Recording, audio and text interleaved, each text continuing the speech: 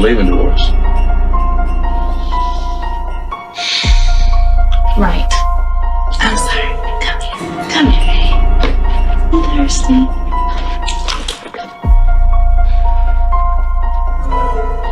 You're gonna give me what I want. How was that for, man?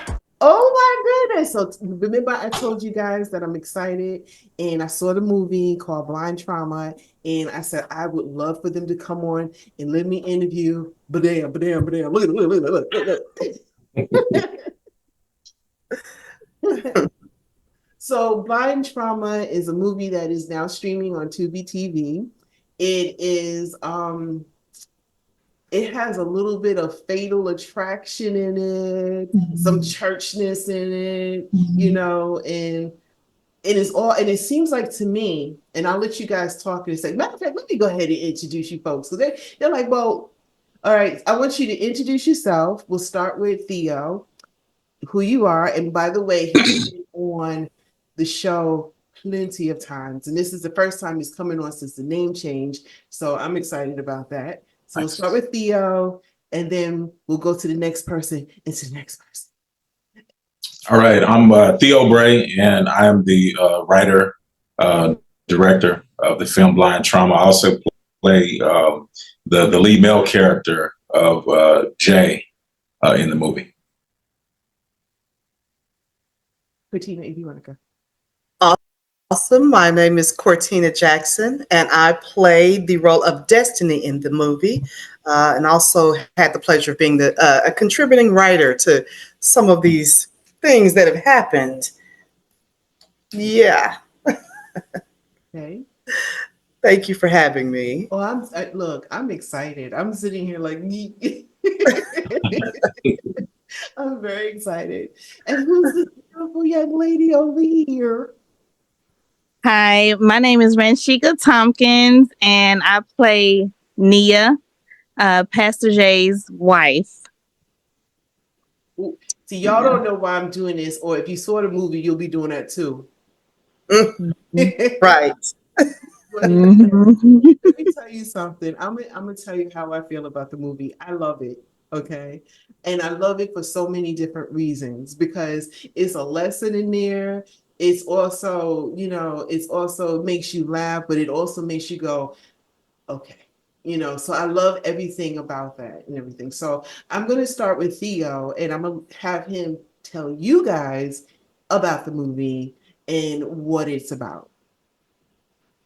All right, so Blind Trauma is about a single young pastor who assumes an interim role at a church that has historically favored married men.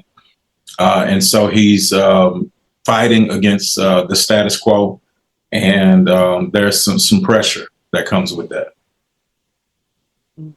Okay, well, you, Cortina? Well, as I mentioned earlier, I played the cunning and conniving cousin to the main character of the film, and so the way it plays out, and I use those words, cunning and conniving, and I won't give it away because I want people to see just how that plays out against the against how it is to be family, you know, kind of that dynamic of when you know, I won't give too much away, but we have these little sayings: bros before, you know, and family first, and we stick together type of thing. Them water and all of that. Okay. Yes, you get to see that dynamic played out on. I think when people see the role that I portray, they get it right away. Like, I'm one of the characters that make you say, yeah. Like, what's her true motive? What's she really thinking here? and that's the thing, you know. I think the way it plays out, my thoughts on it is, of course, that's my cousin. I'm going to take care of her no matter what, and I'm going to be there for her. But there are ulterior motives, you know, behind that. And sometimes it's important when I've said before in other forums, sometimes we have to be careful what we back, the things we're backing because it's family or because it's our friend or because that's my, this or that, for whatever reason. Sometimes we stand up for things that may not be right for the sake of that. And we have to come out, sometime and stand for what's right. And that's hard. It's hard in family dynamics. But when you couple that with ulterior motives, it makes it even worse because we got people in our family that you probably don't want to leave them alone too long with anybody you love, or you don't want to leave that person alone. And that's family. Yeah. That's your friend. And but sometimes you don't leave your family with your man. Yeah. And that's the thing. Everybody can kind of relate to your character that you play in a sense that, you always got that cousin that you grew up, y'all was in the bathtub together, bubbles and everything, and eating ice cream, and all of a sudden y'all get older, and that chemistry that you had when you was a kid, that dynamics is just not the same when you get older, because and everything. Yeah. So tell me about your part in everything. So yes, you. I forget. I'm pointing this way, but I might be pointing this way.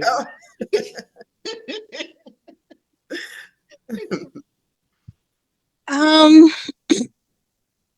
I kind of feel like I was maybe a plant. All right, I'm back. I'm sorry. So as I was saying, Pastor J being new to the church that, I grew up in, he's an interim pastor at my church, and I kind of feel like I was just like a plant. He needed a wife. I'm, I guess, newly single, but I'm also, a battered female, from a previous relationship. And, he comes in and it's just like, oh, we'll see where this goes. And yeah. And your character too. I'm glad that was pointed out about your character.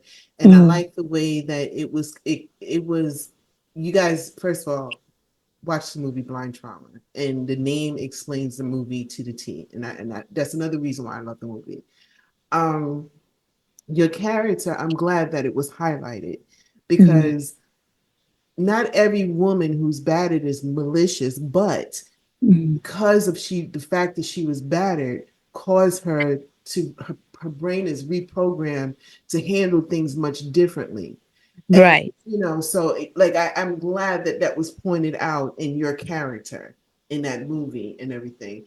And I like the fact that the perspective of the movie, to me, because I was going to say this earlier, seems like, even though it seems like from a male's perspective, it was and it wasn't.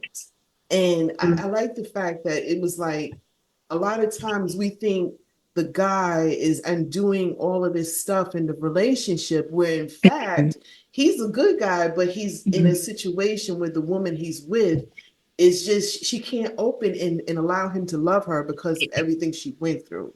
And I like that. Yeah. And you portrayed it very well, by the way. You did. Yeah, she was she was just unhealed. She needed help. And one of the things that I hope people really take from this story is to just, really be in touch with yourself, to know when, you need some help. Things you ain't right. Okay. So so yeah. Because it could be any of us. The story also relates to my own life. Like, I was gonna ask you. Crazy. Yeah, But yeah, you just gotta know what you need. And please don't let it be too late, okay? We don't want people getting in trouble.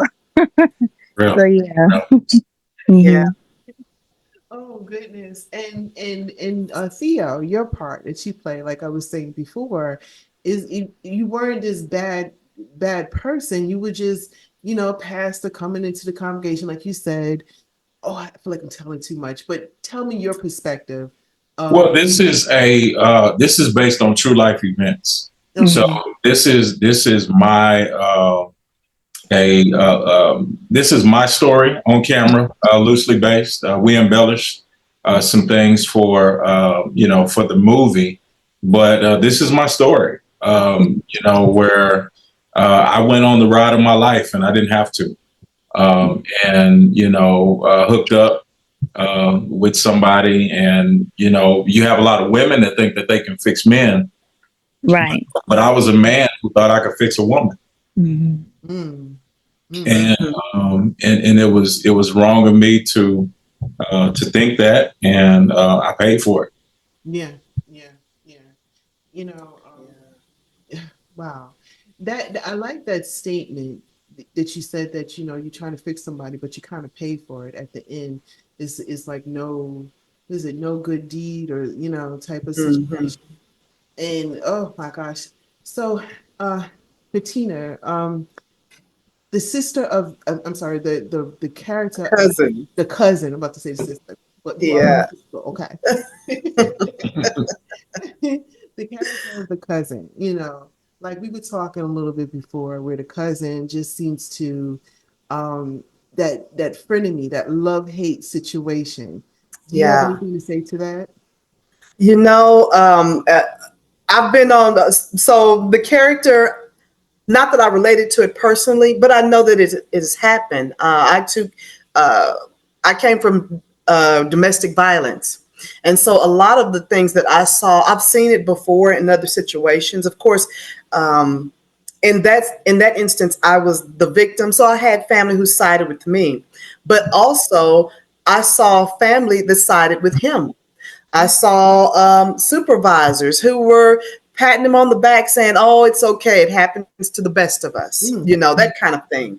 And it was kind of that same situation. So it was very relatable in that sense that people really do feel that way. And though it was wrong and it was obvious, you know, the bruising, the cuts, the blood, the pictures, and then still, you know, for things to be justified because, oh, that's my family, or hey, he works for me, he's a great guy at work, I can't imagine him doing that. It was, right. you know, that It happens situation. a lot. It happens a lot. And so, yeah, in this character, I knew how it felt being on one side of the coin, and having that. It was great having that support system, and Mhm. even, you know, when I'm dealing with it and trying to come up in life, you know, having that support of family and friends, wonderful. But if the shoe is on the other foot, if wrong is wrong, then, you know, to call me to the table or to call him to the table, you know, Mhm. we don't see that happen often, Yeah. especially if it's a best friend or family.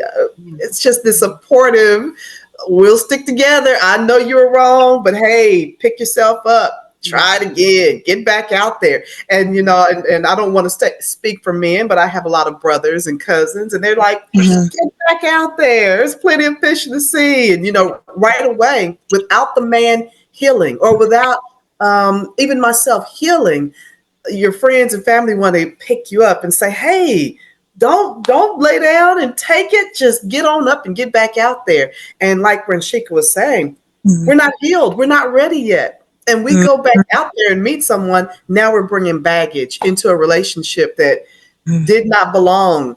And now I'm bringing walls into my, you know, these walls and red flags that end up being walls. We can't even move ahead because if he sneezes wrong, we're like, yep, the last one, he sneezed just like that. I mm. knew it. Yeah, we And we're already ready to go on the attack, you know? Yeah. So yeah, it's that's what happens oftentimes in these type of relationships. So, you know, I was glad we were able to bring out several things on that. Mhm. Okay, well, listen, guys, I don't have much time with you guys, but I do want to say this. I thank you for coming on the show.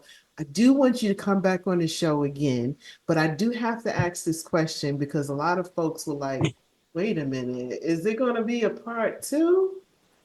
Hmm. There is. There is. Hmm. Mm. Oh, You yeah. heard it here. On the Donna D. Mhm. Listen, everybody, I want you guys to go ahead and check out the movie Blind Trauma. It is really an eye opener. It's very entertaining, and it makes you really go, Mhm. "Ooh, I know somebody like that." You guys Yes. did a phenomenal job. I am so blessed to have you guys on this show. I would love for you guys to come back again, and this time I'm going to have questions from the audience and let you guys go ahead and answer. Nice. And Nice. guys, Blind Trauma on Tubi TV and all of their information and how you need to get in contact with each and every one of them. I want you guys to click in the description below and you can follow them separately. They're doing amazing things.